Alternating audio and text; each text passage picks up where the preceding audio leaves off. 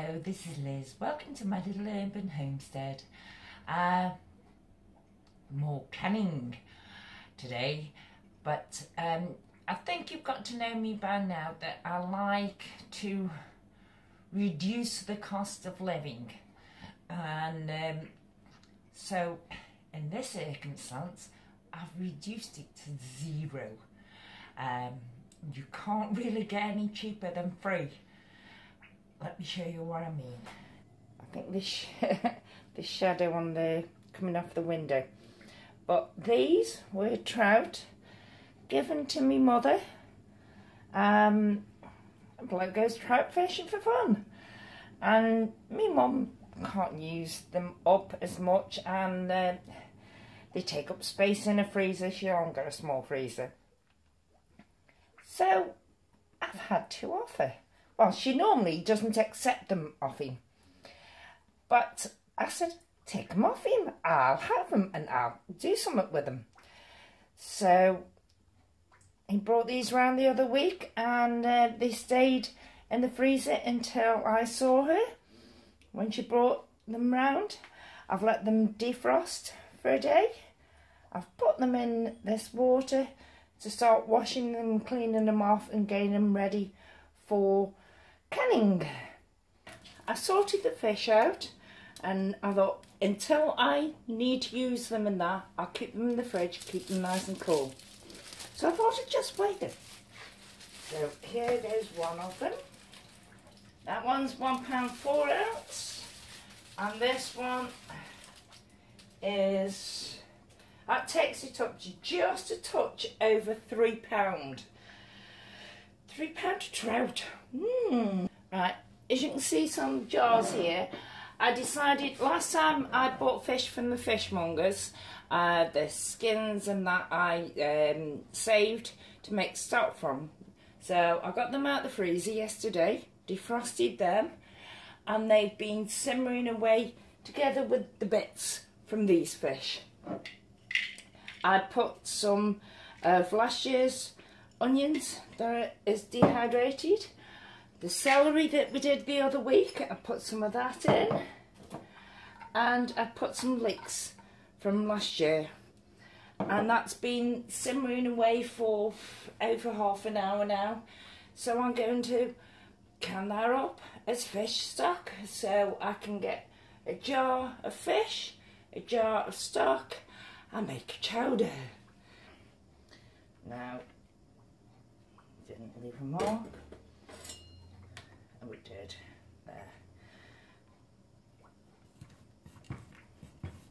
There. This is a nice heavy thing. That's why I use it. And just pour it in. Mind you, I want a measurement. So that'll give me a measurement.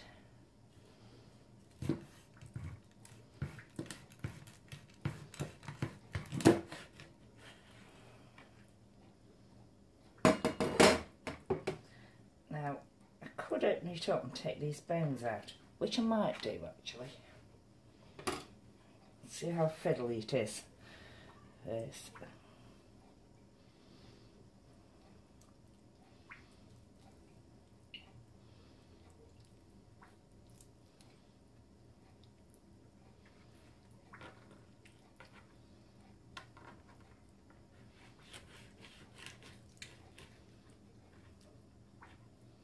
The skin is not easy to cut on these.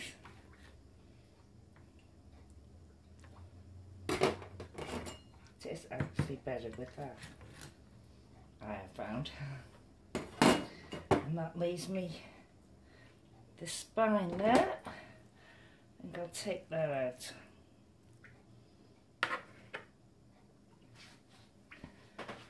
The other bones are alright, they'll just disintegrate.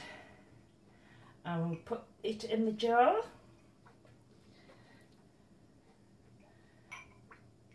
Another one. Let's open this up. I've just wiped all my lids with vinegar. I'm not using tattle lids today. That's had my normal wide mouth jar lids in,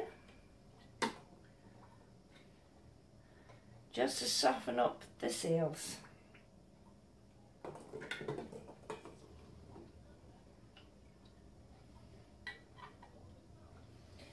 Couple of bands. Where did I put the bands over here? So, as these are normal metal lids and not Tatler lids, it's just finger tight seal. As you can see, I can pick these jars up because the fish is cold. The jars are cold.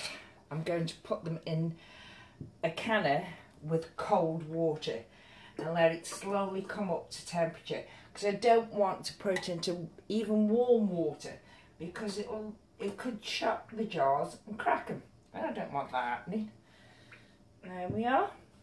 So I'll put these into the canner now. Right, my jars have been in the oven keeping warm. It has sterilised them, but you don't need to with pressure canning.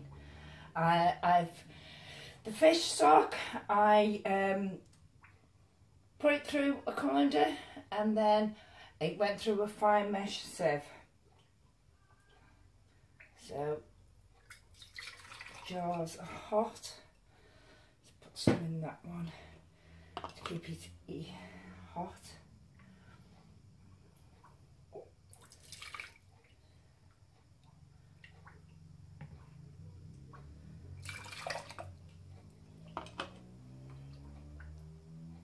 Move it out of the way so you can see better.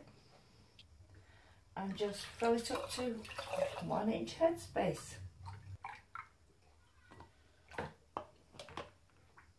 Yeah, that's right. Now,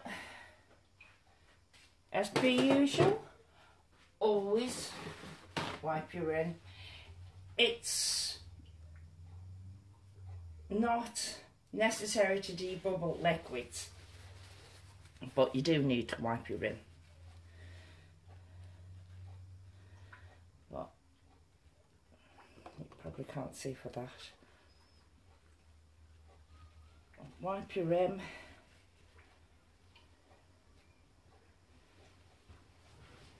In boiling water. They were pouring boiling water and been sitting there for a few minutes. Got one. And again, I'm not using Tattlers. I like the pinging noise.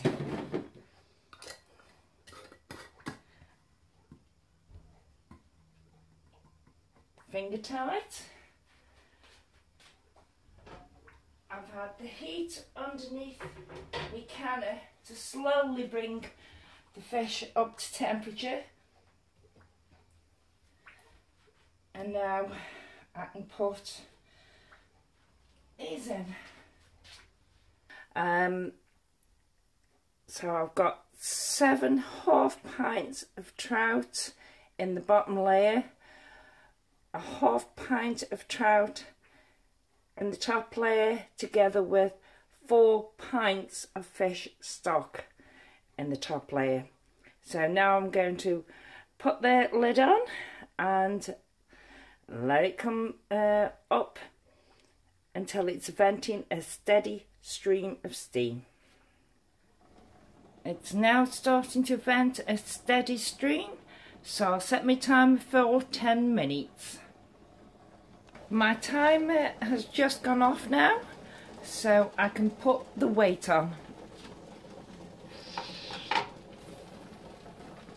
But we'll leave this weight now until it comes up to pressure. It needs to be at 11 pounds of pressure.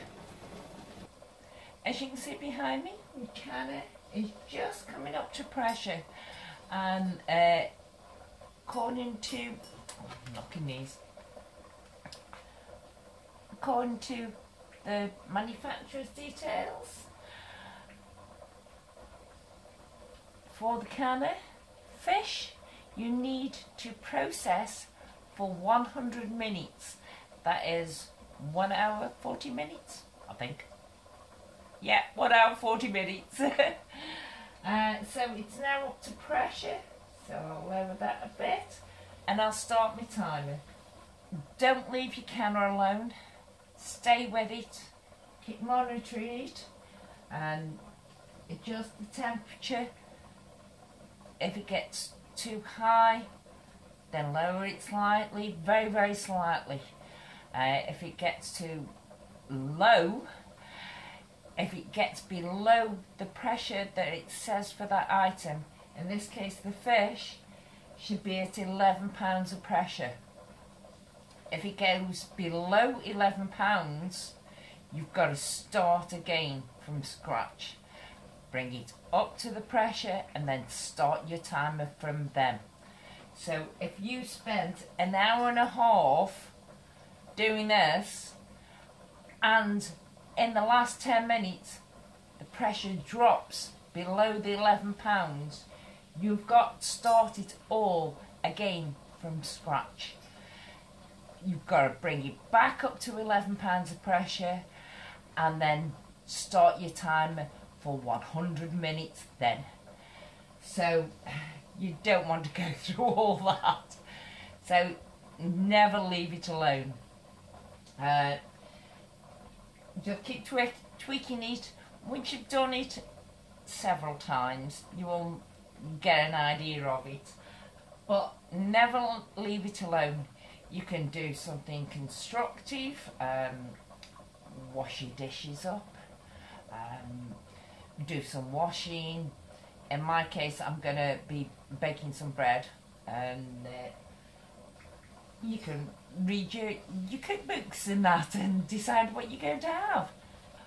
Or you can do what I sometimes do, is I get my iPad, well, it's the other half's iPad, I don't know all the technical things, but he's got games on here for me, and I just sit and play games and keep looking at the pressure gauge to check that it's still alright.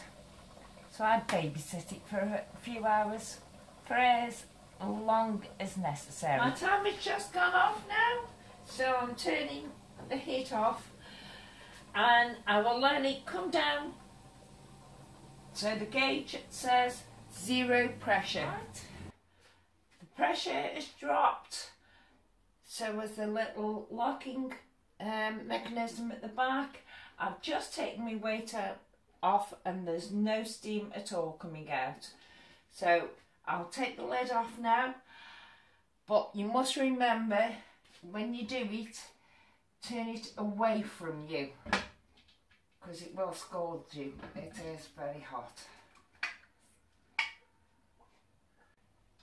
But you've already heard them popping, the lids. There were some more pops. Let me just bring this over. Show you, it's still bubbling, and can you hear the pops in the background? It's very, very hot. So there we are. As you can possibly see, it's still bubbling away. Shows you how hot they get. But there's 8 of these half-pint jars, and now there's only 3 pints of stock, because the other one blew its lid. But at least it didn't blow a jar. There we are. Freebie meals! Yay! I like that. Thank you. Bye.